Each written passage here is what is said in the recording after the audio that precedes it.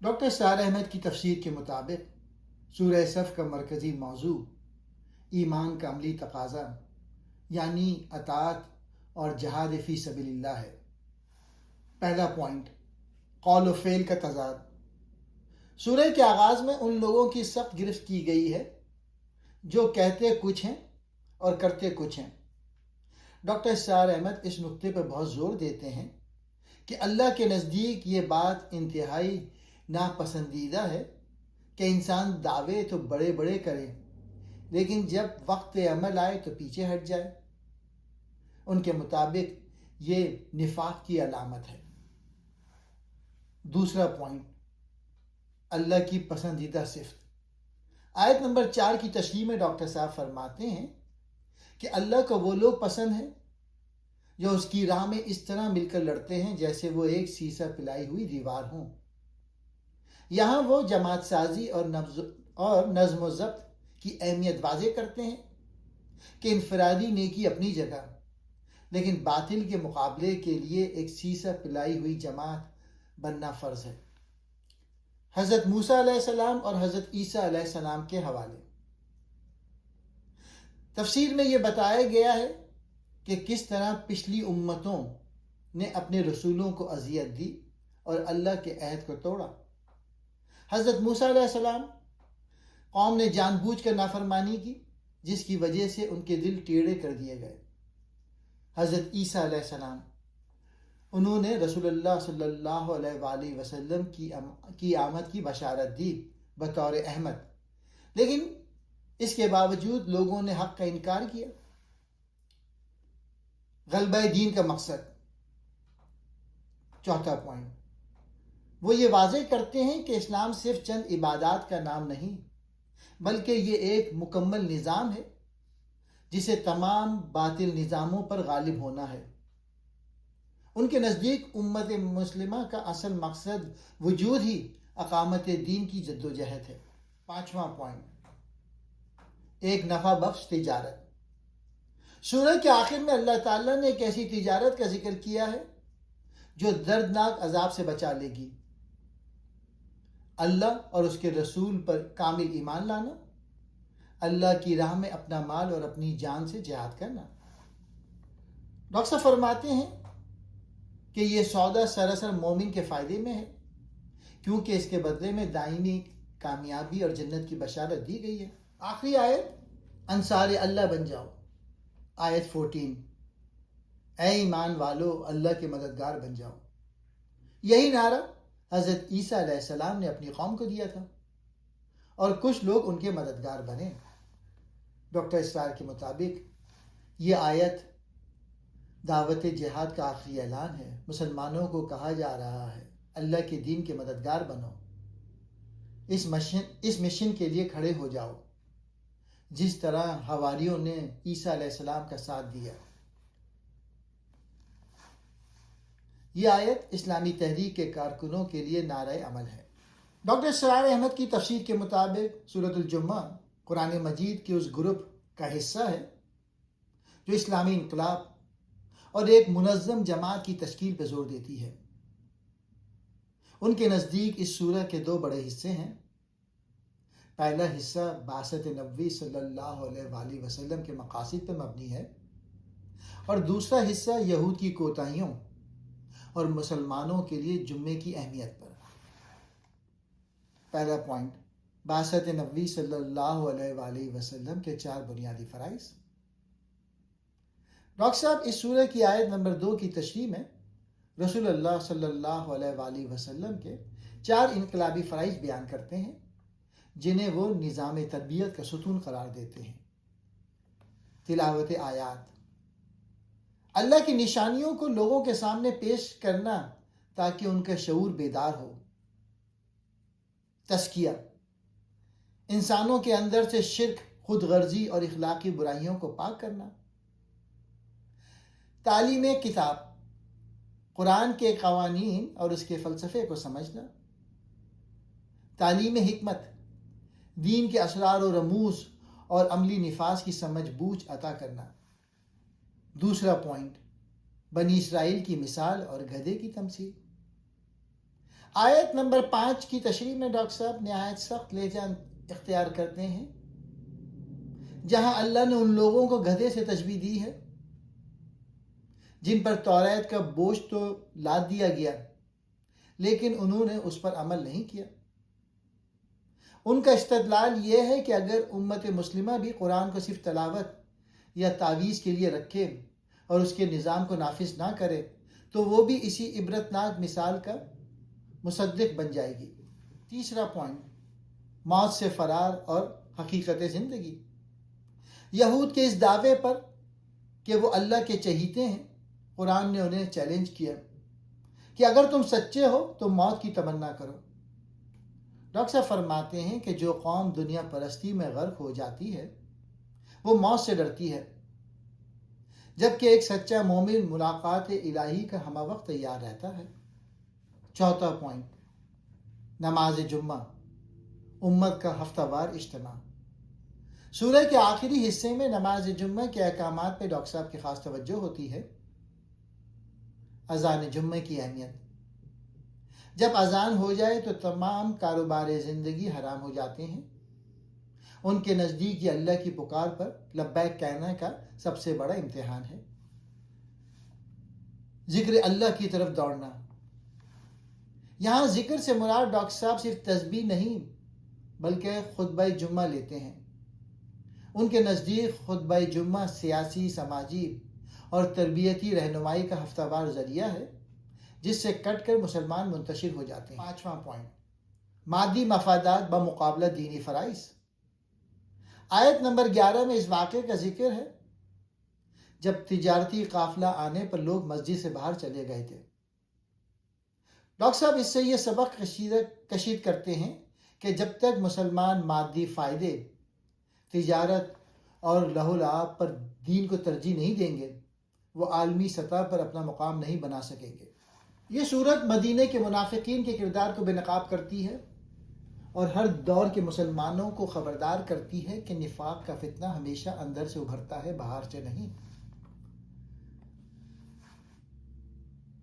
سورۃ المنافقون کا بنیادی پیغام یہ ہے کہ نفاق امت کی سب سے خطرناک اندرونی بیماری ہے جو دین کے اجتماعی نظام کو اندر سے کھوکھلا کرتی ہے۔ ڈاکٹر اسرار کے مطابق یہ صورت اسلامی تحریک کے کارکنوں کے لیے وارننگ ہے کہ وہ نفاق کی علامت کو پہچانیں اور اس سے بچیں۔ پہلا پوائنٹ، یہ صورت مدنی ہے، یعنی اسلامی ریاست کے قیام کے بعد نازل ہوئی۔ مدینہ میں منافقین کی ایک منظم جماعت موجود تھی جس کی قیادت عبداللہ بن ابیہ کرتا تھا۔ ڈاکٹر اسرار کے مطابق یہ صورت سیاسی نفاق کو موضوع بناتی ہے، وہ نفاق جو جماعت مومنین کو نقصان پہنچانے کے لیے ہوتا ہے۔ دوسرا پوائنٹ، منافقین کا حلیہ اور نفسیات۔ آیت نمبر 4 کی تشریح میں ڈاکٹر صاحب منافقین کی دو نمایاں صفات بیان کرتے ہیں۔ پہلی، خوش نمائی۔ ان کی اجسام اور گفتگو بظاہر بہت متاثر کن ہوتی ہے لیکن حقیقت میں وہ دیوار سے لگی لکڑیوں کی طرح ہیں جن میں کوئی زندگی یا روحانیت نہیں۔ دوسرا، بزدلی۔ وہ ہر شور یا آواز کو اپنے خلاف سمجھتے ہیں۔ ڈاکٹر صاحب فرماتے ہیں کہ چونکہ ان کا ضمیر ملامت کرتا ہے اس لیے وہ ہمیشہ خوفزدہ رہتے ہیں۔ تیسرا پوائنٹ، اللہ کی راہ سے روکنا۔ ڈاکٹر اسرار اس بات پہ بہت زور دیتے ہیں کہ منافقین کی سب سے بڑی دشمنی یہ ہے کہ وہ خود بھی اللہ کی راہ میں نہیں آتے اور دوسروں کو بھی روکتے ہیں۔ وہ اپنی قسموں کو ڈھال بنا لیتے ہیں تاکہ معاشرے میں اپنی ساکھ بچا سکے۔ چوتھا پوائنٹ، عبداللہ بن ابی کا واقعہ اور عزت کا تصور۔ سورہ میں رئیس المنافقین عبداللہ بن ابی کے جملے کا ذکر ہے کہ عزت والا ذلیل کو مدینے سے نکال دے گا۔ ڈاکٹر صاحب یہاں عزت کے قرآنی تصور کی وضاحت کرتے ہیں کہ عزت نہ مال میں ہے نہ اقتدار میں، بلکہ عزت تو صرف اللہ اور اس کے رسول صلی اللہ علیہ وآلہ وسلم اور مومنین کے لیے ہے، لیکن منافق جانتے نہیں۔ پانچواں پوائنٹ، مال اور اولاد، ایمان کے لیے آزمائش۔ سورہ کے آخری حصے میں اللہ تعالیٰ مومنین کو براہ راست مخاطب کر کے خبردار کرتا ہے کہ تمہارے مال اور تمہاری اولاد تمہیں اللہ کے ذکر سے غافل نہ کر دیں۔ ڈاکٹر صاحب کے نزدیک ذکر سے مراد یہاں صرف تسبیح نہیں بلکہ وہ مشن اور مقصد ہے جس کے لیے مومن کو پیدا کیا گیا ہے۔ اگر انسان دنیا کی محبت میں اپنے مقصد زندگی کو بھول جائے تو وہ خسارے میں پڑ جاتا ہے۔ یہ پوائنٹ مومنوں کے لیے ہدایت، نفاق سے بچنے کا طریقہ۔ آخر میں اللہ مومنین کو 3 ہدایت دیتے ہیں۔ پہلی، مال اور اولاد سے غافل نہ ہو۔ تمہارا مال اور اولاد تمہیں اللہ کے ذکر سے غافل نہ کریں۔ ڈاکٹر اسرار کے مطابق نفاق کی جڑ دنیا کی محبت ہے۔ جو شخص دنیا میں کھو جائے وہ آہستہ آہستہ نفاق کی طرف بڑھتا ہے۔ دوسرا، اللہ کی راہ میں خرچ کرو۔ خرچ کرنا دل کو پاک کرتا ہے، بخل نفاق کی علامت ہے۔ تیسرا، موت آنے سے پہلے عمل کرو۔ موت کے وقت انسان کہے گا، اے اللہ مجھے تھوڑی مہلت دے دے، مگر مہلت نہیں ملے گی۔ یہ آیت مومن کو عملی ایمان کی طرف بلاتی ہے۔ سورہ تغابن کا بنیادی پیغام یہ ہے کہ ایمان، اطاعت، صبر اور تقوی ہی آخرت کے گھاٹے سے بچا سکتے ہیں، جبکہ دنیا کی آزمائش، خصوصاً مال اور اہل خانہ، انسان کے ایمان کا امتحان ہے۔ یہ صورت مدنی ہے مگر اس کا انداز مکی صورتوں جیسا ہے، یعنی عقیدہ، آخرت اور ایمان کی بنیادوں پر زور۔ ڈاکٹر اسرار کے مطابق یہ صورت ایمان کی تجدید اور آخرت کی یاد دہانی کے لیے نازل ہوئی۔ تغابن کا مطلب ہے نقصان اور نفع کا کھل کر ظاہر ہو جانا، یعنی قیامت کے دن معلوم ہوگا کہ اصل میں کون کامیاب ہوا اور کون گھاٹے میں رہا۔ پہلا پوائنٹ، اللہ کی قدرت اور تخلیق کا مقصد۔ سورت کی ابتدا اللہ کی تسبیح سے ہوتی ہے، پھر انسان کو اس کی حقیقت یاد دلائی جاتی ہے۔ اللہ نے انسان کو احسان تقویم میں پیدا کیا، پھر اسے آزادی دی کہ ایمان لائے یا انکار کرے، مگر انجام اللہ کے ہاتھ میں ہے۔ ڈاکٹر اسرار کے مطابق یہ آیت انسان کو ذمہ داری کا احساس دلاتی ہے۔ اللہ نے انسان کو بے مقصد نہیں پیدا کیا، ایمان اور عمل کا امتحان لازمی ہے۔ ایک اور پوائنٹ، پچھلی قوموں کی مثالیں اور آخرت کا انجام۔ اللہ پچھلی قوموں کے انجام کا ذکر کرتا ہے۔ انہوں نے رسولوں کو جھٹلایا، انجام میں دنیا میں ذلت اور آخرت میں عذاب ملا۔ ڈاکٹر اسرار کے مطابق یہ آیت مسلمانوں کو خبردار کرتی ہے کہ ایمان صرف زبانی دعویٰ نہیں، ایمان کے ساتھ اطاعت ضروری ہے۔ آخرت کا دن وہ دن ہے جب مومن کامیاب ہوں گے، کافر گھاٹے میں ہوں گے۔ چوتھا پوائنٹ، تقدیر کا عقیدہ۔ کوئی مصیبت نہیں آتی مگر اللہ کے حکم سے۔ ڈاکٹر اسرار کے مطابق یہ آیت ایمان بالقدر کی بنیاد ہے۔ مصیبتیں انسان کی آزمائش، تربیت، ایمان کی مضبوطی۔ مومن کا رویہ، صبر، اللہ پر بھروسہ، دل کا اطمینان۔ یہ آیت انسان کو شکوہ شکایت سے نکال کر رضا بالقضا کی طرف لے جاتی ہے۔ پانچواں پوائنٹ، اہل خانہ اور مال، سب سے بڑی آزمائش۔ تمہاری بیویاں اور اولاد میں سے بعض تمہارے دشمن ہیں۔ تمہارے مال اور اولاد آزمائش ہیں۔ ڈاکٹر اسرار کے مطابق یہ آیت گھریلو زندگی کے فتنوں کی طرف اشارہ کرتی ہے۔ اہل خانہ کبھی دین سے روک سکتے ہیں، کمزوری کا سبب بن سکتے ہیں، دنیا کی محبت میں ڈال سکتے ہیں، مگر اس کا مطلب یہ نہیں کہ وہ حقیقی دشمن ہیں بلکہ امتحان ہے۔ ڈاکٹر اسرار کی وضاحت، گھر کا ماحول انسان کے ایمان کا سب سے بڑا امتحان ہے۔ اصل کامیابی یہ ہے کہ گھر بھی سنبھالے، دین بھی قائم رکھے۔ چھٹا پوائنٹ، تقوی، اطاعت اور انفاق۔ اللہ سے ڈرو جتنا تم سے ہو سکے۔ ڈاکٹر اسرار کے مطابق یہ آیت اسلام کی عملی روح ہے۔ اللہ انسان کو اس کی طاقت کے مطابق ذمہ داری دیتا ہے۔ تقوی کا مطلب اللہ کی نافرمانی سے بچنا، اپنی حد تک کوشش کرنا، دین کو اپنی زندگی میں نافذ کرنا۔ انفاق کا حکم، اللہ کی راہ میں خرچ کرنا، بخل سے بچنا۔ خرچ کرنا ایمان کی علامت ہے۔ 7واں پوائنٹ، اللہ کا فضل اور آخرت کا اجر۔ اگر تم اللہ کو قرض دو گے تو وہ اسے بڑھا کر واپس کرے گا۔ ڈاکٹر اسرار کے مطابق قرض سے مراد اللہ کی راہ میں خرچ ہے، اللہ اسے کئی گنا بڑھا دیتا ہے، آخرت میں عظیم اجر دیتا ہے۔ یہ آیت انسان کو دنیا کی محبت سے نکال کر آخرت کی کامیابی کی طرف لے جاتی ہے۔ سورہ طلاق کا بنیادی پیغام یہ ہے کہ خاندانی زندگی میں اللہ کے احکام کی پابندی، تقوی، صبر اور نظم و ضبط ضروری ہے۔ جو لوگ اللہ سے ڈریں، اللہ ان کے لیے نکلنے کا راستہ، رزق، آسانی اور مدد پیدا کرتا ہے۔ پہلا پوائنٹ، یہ سورت مدنی ہے اور سورہ نساء کی طرح خاندانی قوانین پر مشتمل ہے۔ ڈاکٹر اسرار کے مطابق یہ سورت اسلامی معاشرتی نظام کی بنیادوں میں سے ایک ہے۔ اس میں طلاق کے احکام کے ساتھ تقوی اور اللہ کی نصرت کے قوانین بیان کیے گئے ہیں۔ طلاق کا صحیح طریقہ، اللہ تعالیٰ فرماتے ہیں کہ جب عورتوں کو طلاق دو تو عدت کے حساب سے طلاق دو۔ اہم اصول، طلاق ایسے وقت دی جائے جب عورت حیض سے پاک ہو اور اس حالت میں ہم بستری نہ ہوئی ہو۔ عدت کا صحیح حساب رکھا جائے، بیوی کو عدت کے دوران گھر سے نہ نکالا جائے۔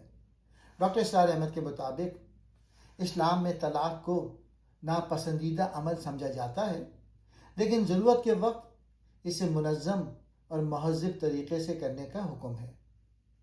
اس نظام کا مقصد خاندان کو ٹوٹنے سے بچانا ہے۔ دوسرا پوائنٹ، عدت کے دوران رہائش اور حقوق۔ قرآن حکم دیتا ہے کہ عورتوں کو ان کے گھروں سے نہ نکالو، نہ ہی وہ خود نکلیں۔ عدت کے دوران عورت شوہر کے گھر میں ہی رہے، اس دوران صلح کی امید باقی رہتی ہے۔ ڈاکٹر اسرار احمد کی وضاحت، عدت کا مقصد صرف انتظار نہیں بلکہ رشتہ بچانے کا آخری موقع بھی ہے۔ تیسرا پوائنٹ، تقوی اور اللہ پر بھروسہ۔ تقوی سورت میں بار بار تقوی پر زور دیا گیا ہے۔ قرآن فرماتا ہے جو اللہ سے ڈرتا ہے اللہ اس کے لیے نکلنے کا راستہ پیدا کر دیتا ہے، اور اللہ اسے وہاں سے رزق دیتا ہے جہاں سے اسے گمان بھی نہیں ہوتا۔ ڈاکٹر اسرار احمد کے مطابق خاندانی مسائل کا اصل حل تقوی اور اللہ پر اعتماد ہے۔ جب انسان اللہ کے احکام پر عمل کرتا ہے تو اللہ اس کے مسائل آسان کر دیتا ہے۔ چوتھا پوائنٹ، گواہوں کی موجودگی۔ طلاق یا رجوع کے وقت 2 عادل گواہ رکھنے کا حکم دیا گیا ہے۔ مقصد، کسی فریق کے ساتھ ناانصافی نہ ہو، معاشرے میں نظم و انصاف قائم رہے۔ پانچواں پوائنٹ، نان و نفقہ اور ذمہ داریاں۔ قرآن مرد کو حکم دیتا ہے کہ عورتوں کو ان کی حیثیت کے مطابق خرچ دو، تنگ دستی میں اپنی استطاعت کے مطابق خرچ کرو۔ خاص طور پہ اگر عورت حاملہ ہو تو اس کے خرچ کی ذمہ داری مرد پہ ہے۔ ڈاکٹر اسرار احمد کی وضاحت، اسلام عورت کے معاشی تحفظ کو یقینی بناتا ہے، مرد کو ذمہ داری کا احساس دلایا گیا ہے۔ چھٹا پوائنٹ، بچے کی پرورش اور دودھ پلانے کا معاملہ۔ اگر طلاق کے بعد عورت بچے کو دودھ پلائے تو اسے مناسب اجرت دی جائے، معاملات باہمی مشورے سے طے ہوں۔ یہ عدل اور حسن سلوک کی تعلیم ہے۔ ساتواں پوائنٹ، پچھلی قوموں کی مثال۔ سورت کے آخر میں بتایا گیا ہے کہ بہت سی قوموں نے اللہ کے احکام سے بغاوت کی تو انہیں سخت عذاب ملا۔ ڈاکٹر اسرار احمد کے مطابق اللہ کے قوانین کو نظر انداز کرنے والی قومیں تباہ ہو جاتی ہیں۔ مسلمانوں کو چاہیے کہ وہ اپنی اجتماعی اور خاندانی زندگی اللہ کے قانون کے مطابق چلائیں۔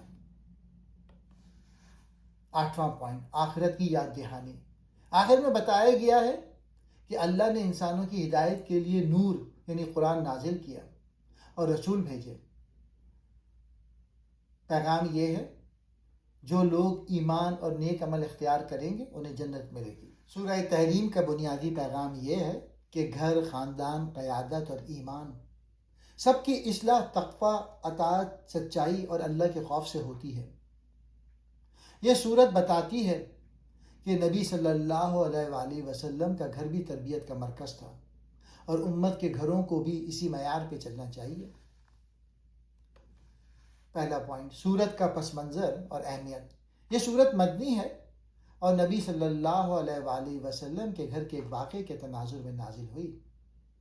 ڈاکٹر اسرار کے مطابق یہ سورت 2 بڑے حصوں پر مشتمل ہے، نبی صلی اللہ علیہ وآلہ وسلم کے گھر کی اصلاح اور دوسرا امت کی اجتماعی و خاندانی تربیت۔ اس سورت میں نبی صلی اللہ علیہ وآلہ وسلم کی ازواج کو تنبیہ، مومنوں کو تقوی کی دعوت، گھریلو زندگی کے اصول، نافرمانی کے انجام کی مثالیں، ایمان والوں کے لیے عملی نصیحتیں۔ دوسرا پوائنٹ، نبی صلی اللہ علیہ وآلہ وسلم کی محبت اور اللہ کی اصلاح۔ اے نبی، آپ کیوں وہ چیزیں حرام کرتے ہیں جو اللہ نے آپ کے لیے حلال کی ہیں؟ ڈاکٹر صاحب کے مطابق نبی صلی اللہ علیہ وآلہ وسلم نے اپنی ازواج کی خوشی کے لیے ایک حلال چیز کو اپنے اوپر لازم کر لیا۔ اللہ نے فوراً اصلاح فرمائی کہ دین میں حد سے بڑھ کر پابندی لگانا درست نہیں۔ نبی صلی اللہ علیہ وآلہ وسلم بھی اللہ کے قانون کے پابند ہیں۔ محبت میں بھی اعتدال ضروری ہے۔ نبی صلی اللہ علیہ وآلہ وسلم کے گھر میں بھی یہ آیت بتاتی ہے کہ اسلام میں جذبات نہیں، اصول چلتے ہیں۔ تیسرا پوائنٹ، نبی صلی اللہ علیہ وآلہ وسلم کی ازواج کو تنبیہ، اگر تم دونوں اللہ کی طرف رجوع کرو اور اگر تم نبی کے خلاف ایک دوسرے کی مدد کرو تو جان لو کہ اللہ ان کا مددگار ہے۔ ڈاکٹر سار کے مطابق یہاں 2 ازواج، اکثر مفسرین کے مطابق حفصہ رضی اللہ تعالیٰ عنہ اور عائشہ رضی اللہ تعالیٰ عنہ کو تنبیہ کی گئی۔ یہ تنبیہ اخلاقی تربیت کے لیے تھی، نہ کہ تنقیص کے لیے۔ اللہ نے واضح کیا، نبی صلی اللہ علیہ وآلہ وسلم کی مخالفت یا تکلیف دینا بہت بڑا معاملہ ہے۔ اگر ازواج اصلاح نہ کی تو اللہ بہتر ازواج عطا کر سکتا ہے۔ چوتھا پوائنٹ، گھر والوں کی ذمہ داری۔ اے ایمان والو، اپنے آپ کو اور اپنے گھر والوں کو آگ سے بچاؤ۔ ڈاکٹر اسٹار کے مطابق یہ آیت اسلامی خاندانی نظام کی بنیاد ہے۔ مرد کی ذمہ داری، گھر والوں کی دینی تربیت، اخلاقی نگرانی، غلطیوں سے روکنا، دین کا ماحول قائم کرنا۔ اہم نکتہ، گھر کی اصلاح ریاست سے پہلے ضروری ہے۔ اگر گھر درست ہو جائے تو معاشرہ خود بخود درست ہو جاتا ہے۔ پانچواں پوائنٹ، سچی توبہ اور ایمان کی تجدید۔ اے ایمان والو، اللہ کی طرف خالص توبہ کرو۔ ڈاکٹر اسرار کے مطابق توبۃ نصوح یعنی سچی، پکی، مستقل، عملی تبدیلی والی توبہ۔ یہ آیت ایمان والوں کو روحانی انقلاب کی دعوت دیتی ہے۔ چھٹا پوائنٹ، جہاد اور اجتماعی ذمہ داری۔ اے نبی، کافروں اور منافقوں سے جہاد کریں۔ ڈاکٹر اسرار کے مطابق یہ آیت سیاسی و اجتماعی جہاد کی طرف اشارہ کرتی ہے۔ نفاق کا مقابلہ صرف واز سے نہیں، نظم و ضبط اور اجتماعی قوت سے ہوتا ہے۔ یہ آیت بتاتی ہے کہ نفاق ہمیشہ اندر سے نقصان پہنچاتا ہے۔ قیادت کو مضبوطی سے کھڑا ہونا چاہیے۔ ساتواں پوائنٹ، 3 عورتوں کی مثالیں، 2 بری 2 نیک۔ بری مثالیں، نوح کی بیوی، لوط علیہ السلام کی بیوی، دونوں نبیوں کے گھر میں تھی مگر ایمان نہ لائیں۔ نیک مثالیں، فرعون کی بیوی آسیہ، مریم بنت عمران۔ ڈاکٹر اسرار کے مطابق یہ آیت بتاتی ہے کہ نسب، خاندان، رشتہ کچھ بھی نجات نہیں دیتا۔ اصل معیار ایمان اور عمل ہے۔ نبی کی بیوی بھی ناکام ہو سکتی ہے، فرعون کی بیوی بھی کامیاب ہو سکتی ہے۔ ڈاکٹر اسرار احمد کی تفسیر کے مطابق سورۃ الملک قرآن مجید کے 7ویں اور آخری گروپ کی پہلی سورت ہے، جو انسان کو کائنات کے مشاہدے کے ذریعے معرفت الہی کی دعوت دیتی ہے۔ ڈاکٹر صاحب اس سورہ کو دعوت ایمان کا ایک مکمل نصاب قرار دیتے ہیں۔ ان کی تفسیر کے اہم نکات۔ پہلا، کائنات پر اللہ کی بادشاہی۔ کائنات کا ذرہ ذرہ اللہ کے اختیار میں ہے۔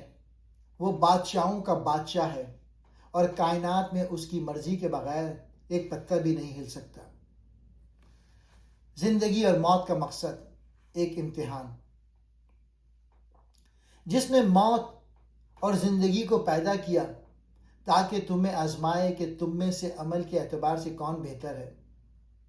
وہ فرماتے ہیں کہ زندگی اصل میں موت کے پس منظر میں ہے، یعنی انسان کو یہ یاد رکھنا چاہیے کہ اسے ایک دن اپنے رب کو جواب دینا ہے۔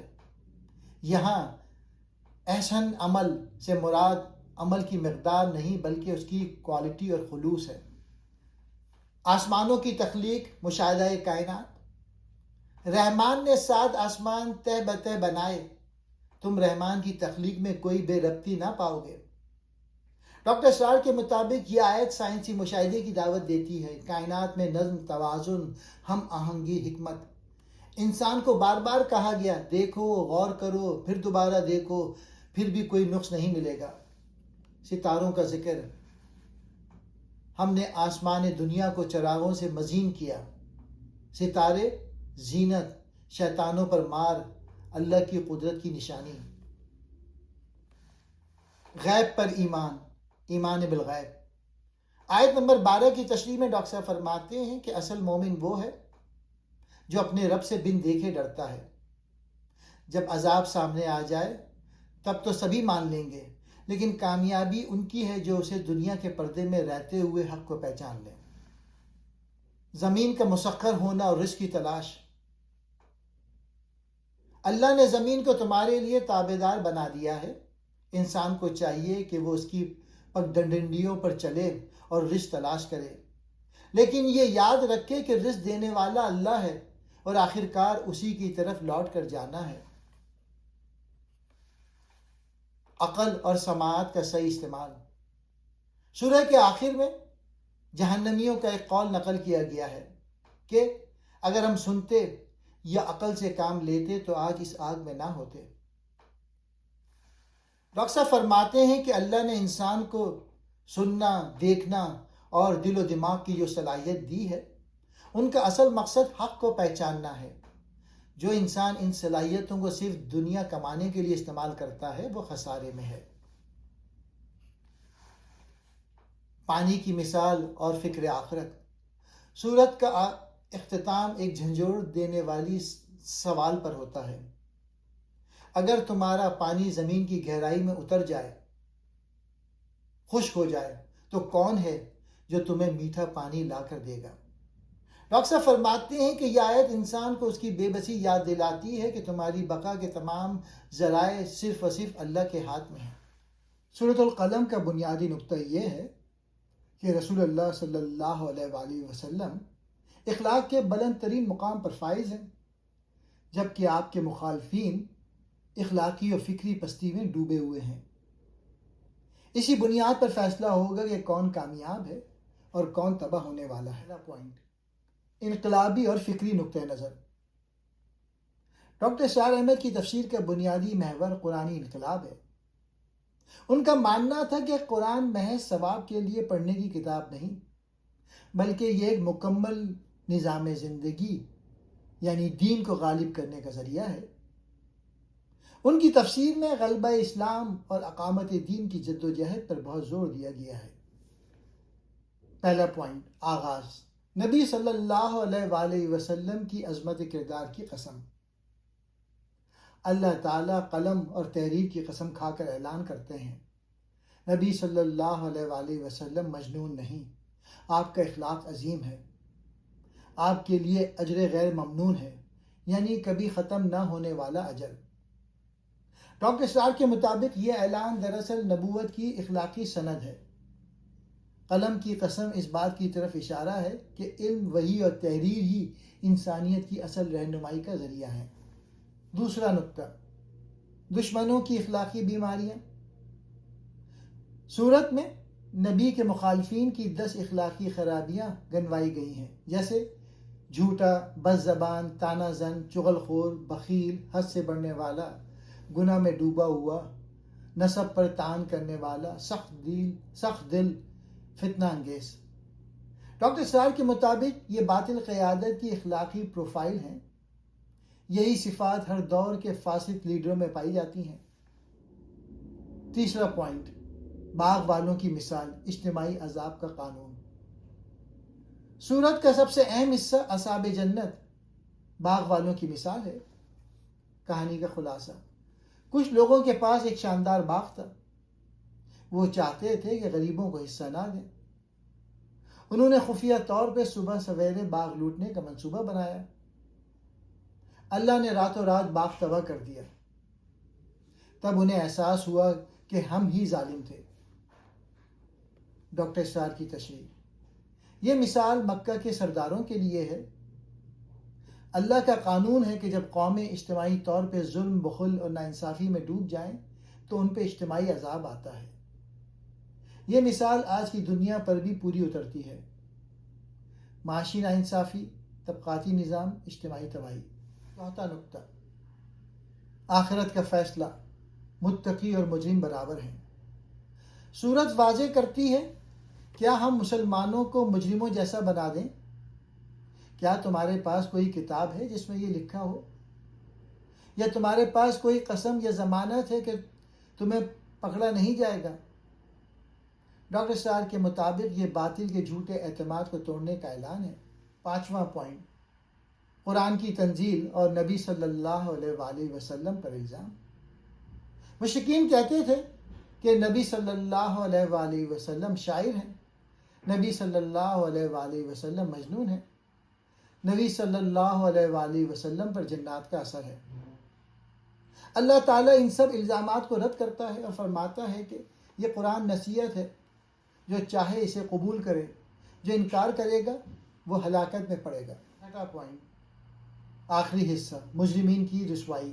قیامت کے دن مجرمین کے چہرے سیاہ ہوں گے، ان کی کمر ٹوٹ جائے گی، انہیں ذلت کا سامنا ہوگا، جبکہ ایمان والوں کو عزت اور نعمتیں ملیں گی۔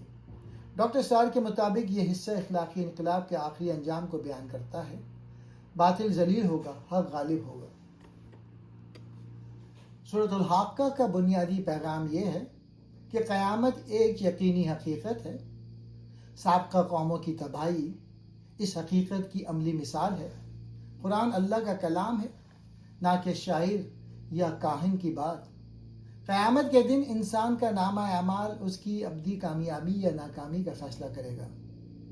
ڈاکٹر اسرار کے مطابق یہ صورت ایمان آخرت کی بنیادوں کو ہلا دینے والی صورت ہے۔ آغاز، قیامت کی ہولناکی۔ پہلا پوائنٹ، صورت 3 مرتبہ قیامت کو پکارتی ہے۔ وہ حقیقت جو ٹل نہیں سکتی، وہ حقیقت کیا ہے؟ تمہیں کیا معلوم وہ حقیقت کیا ہے؟ ڈاکٹر اسرار کے مطابق یہ انداز شدت تاکید ہے، یعنی قیامت اتنی عظیم ہے کہ الفاظ اس کا احاطہ نہیں کر سکتے۔ دوسرا پوائنٹ، سابقہ قوموں کی تباہی، عملی ثبوت۔ سورت 3 بڑی قوموں کا ذکر کرتی ہے۔ قوم عاد، شدید آندھی سے تباہ، قوم ثمود، ایک ہی چیخ سے ہلاک، قوم نوح، طوفان میں غرق۔ ڈاکٹر اسرار کہتے ہیں یہ واقعات قیامت کے امکان نہیں بلکہ اس کے وقوع کا ثبوت ہے۔ جس خدا نے ان قوموں کو مٹا دیا وہ پوری دنیا کو بھی ایک لمحے میں ختم کر سکتا ہے۔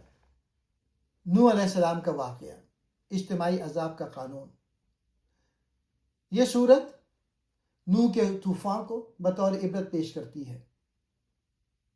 اللہ نے مومنوں کو بچایا، ظالموں کو غرق کر دیا۔ اس واقعے کو یادگار بنا دیا تاکہ آنے والی نسلیں سبق سیکھیں۔ ڈاکٹر اسرار کے مطابق یہ آیتیں قانون مکافات عمل کی وضاحت ہیں۔ قومیں جب اجتماعی طور پہ بگڑ جائیں تو اجتماعی عذاب آتا ہے۔ چوتھا پوائنٹ، قرآن کی صداقت، شاعر یا کاہن نہیں۔ مشرکین کے اعتراضات، یہ شاعر کی بات ہے، یہ کاہن کا کلام ہے، یہ نبی صلی اللہ علیہ وآلہ وسلم نے خود گھڑ لیا ہے۔ اللہ تعالیٰ اعلان کرتا ہے یہ اللہ کا نازل کردہ کلام ہے۔ اگر نبی صلی اللہ علیہ وآلہ وسلم اس میں اپنی طرف سے کچھ شامل کرتے تو ہم ان کی رگ گردن کاٹ دیتے۔ ڈاکٹر اسرار کے مطابق یہ آیتیں نبوت کی صداقت کا سب سے بڑا ثبوت ہیں۔ کوئی جھوٹا مدعی نبوت ایسی آیت کبھی پیش نہیں کر سکتا۔ پانچواں پوائنٹ، نامہ اعمال، انسان کی اصل حقیقت۔ قیامت کے دن 2 طرح کے لوگ سامنے آئیں گے، جس کا نامہ اعمال دائیں ہاتھ میں دیا جائے گا۔ وہ خوشی سے کہے گا، لو جی میرا ریکارڈ پڑھو۔ وہ جنت کی نعمتوں میں ہوگا، اس کی زندگی کامیاب قرار پائے گی۔ جس کا نامہ اعمال بائیں ہاتھ میں لیا جائے گا وہ کہے گا کاش مجھے میرا ریکارڈ نہ ملتا۔ وہ موت کی آرزو کرے گا، اسے جہنم میں دھکیل دیا جائے گا۔ ڈاکٹر سٹار کے مطابق یہ حصہ انسان کی اصل کامیابی اور ناکامی کا معیار واضح کرتا ہے۔ دنیا کی کامیابی کچھ نہیں، اصل کامیابی آخرت کی کامیابی ہے۔ جہنم کی ہولناک سزا۔ سورت جہنم کی سزا کو انتہائی سخت الفاظ میں بیان کرتی ہے۔ گردن میں لوہے کی زنجیر، کھولتا ہوا پانی، جہنم کی آگ، کوئی دوست نہیں، کوئی سفارش نہیں۔ ڈاکٹر سار کہتے ہیں کہ یہ منظر انسان کو جھنجھوڑنے کے لیے ہے تاکہ وہ غفلت سے نکل آئے۔ سورت کا آخری اعلان۔ آخر میں اللہ تعالیٰ فرماتا ہے یہ قرآن یقینی حق ہے، جو چاہے سیدھا راستہ اختیار کرے، جو انکار کرے گا وہ ہلاکت میں پڑے گا۔ ڈاکٹر سار کے مطابق یہ سورت ایمان آخرت کی بنیادوں کو مضبوط کرنے کے لیے نازل ہوئی ہے۔ سورہ معارج کا بنیادی پیغام یہ ہے کہ قیامت بہت تیز رفتاری سے آنے والی ہے۔ انسان فطری طور پہ کمزور، جلد باز اور لالچی ہے۔ ایمان والے اس کمزوری پر قابو پا کر بلند کردار اختیار کرتے ہیں۔ مجرمین کے لیے سخت عذاب ہے، جنت اہل ایمان کے لیے ہمیشہ کی کامیابی ہے۔ ڈاکٹر شاہ کے مطابق یہ سورت انسانی نفسیات اور آخرت کے انجام کا جامع تجزیہ ہے۔ آغاز، عذاب کے مطالبے کا جواب۔ سورت کی ابتدا ایک کافر کے مطالبے سے ہوتی ہے۔ اس نے کہا اگر قیامت سچ ہے تو عذاب جلد لے آؤ۔ اللہ جواب دیتا ہے عذاب آنے والا ہے، کوئی اسے روک نہیں سکتا، وہ آسمانوں سے اترتا ہوا آئے گا۔ ڈاکٹر سار کے مطابق یہ رویہ آج بھی موجود ہے۔ لوگ آخرت کا مذاق اڑاتے ہیں مگر حقیقت ان کے سامنے آ کر رہے گی۔ قیامت کی رفتار، وقت کا فرق۔ سورت کہتی ہے فرشتے اور روح اللہ کی طرف ایک دن میں چڑھتے ہیں جو 50 سال کے برابر ہے۔ ڈاکٹر سٹار کے مطابق یہ آیت وقت کی نسبیت اور قیامت کی عظمت کو ظاہر کرتی ہے۔ انسان کا وقت محدود ہے مگر اللہ کا نظام وسیع اور بے حد ہے۔ قیامت کا منظر، آسمان پگھل جائے گا۔ قیامت کے دن آسمان پگھلی ہوئی دھات کی طرح ہو جائے گا، پہاڑ اٹھتی ہوئی روئی کی طرح ہو جائیں گے، کوئی کسی کا پرسان حال نہیں ہوگا۔ مجرم چاہے گا کہ اپنی بیوی، بچوں، بھائی، قبیلے سب کو فدیے میں دے کر بچ جائے۔ ڈاکٹر شار کہتے ہیں کہ یہ منظر انسان کو اس کی اصل بے بسی دکھاتا ہے۔ انسان کی نفسیاتی کمزوریاں۔ سورت انسان کی 3 بنیادی کمزوریاں بیان کرتی ہے: بے صبر، لالچی، مصیبت میں گھبرا جانے والا، نعمت ملے تو بخل کرنے والا۔ ڈاکٹر شار کے مطابق یہ انسان کی فطری کمزوریاں ہیں مگر ایمان والے ان پر قابو پا لیتے ہیں۔ ایمان والوں کی 8 خصوصیات۔ سورت اہل ایمان کا کردار انتہائی جامع انداز میں بیان کرتی ہے۔ نماز کے پابند، اپنے مال میں سائل اور محروم کا حق رکھتے ہیں، قیامت پر یقین رکھتے ہیں، عفت و پاک دامنی اختیار کرتے ہیں، امانت اور وعدے کی حفاظت کرتے ہیں، گواہی میں سچے ہوتے ہیں، نماز کی حفاظت کرتے ہیں۔ ڈاکٹر شار کے مطابق یہ آیت اسلامی شخصیت کا مکمل خاکہ پیش کرتی ہے۔ مجرمین کا انجام۔ مجرموں کے لیے آگ کے دروازے کھلے ہوں گے، وہ آگ میں کھینچے جائیں گے۔ انہیں کہا جائے گا یہ وہی ہے جسے تم جھٹلاتے تھے۔ ڈاکٹر شار کہتے ہیں کہ یہ انجام انکار آخرت کا لازمی نتیجہ ہے۔ جنت کا انجام۔ اہل ایمان کے لیے بلند باغات، نہ ختم ہونے والی نعمتیں، امن و سکون، اللہ کی رضا۔ یہ وہ لوگ ہیں جنہوں نے دنیا میں اپنی کمزوریوں پر قابو پایا اور اللہ کی اطاعت اختیار کی۔